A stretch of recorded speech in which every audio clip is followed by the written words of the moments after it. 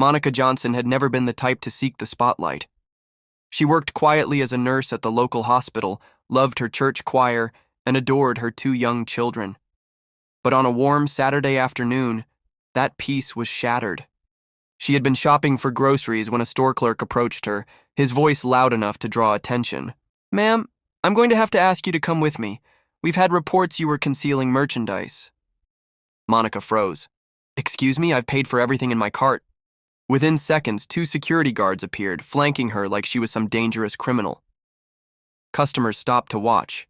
She could feel their eyes on her, judging, whispering.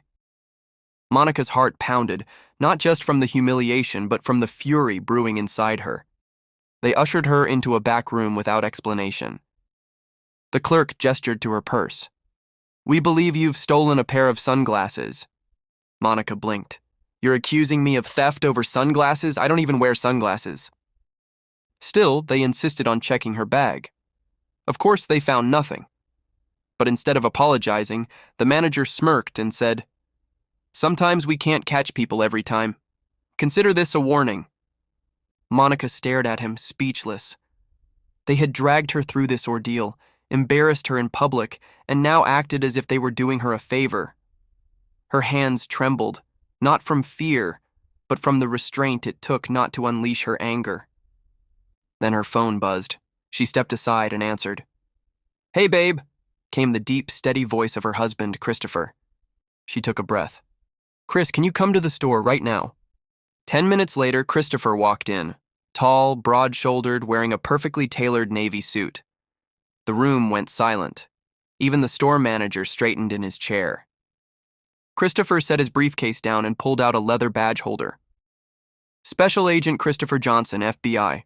I'd like to know why my wife was unlawfully detained, searched without consent, and humiliated in front of customers."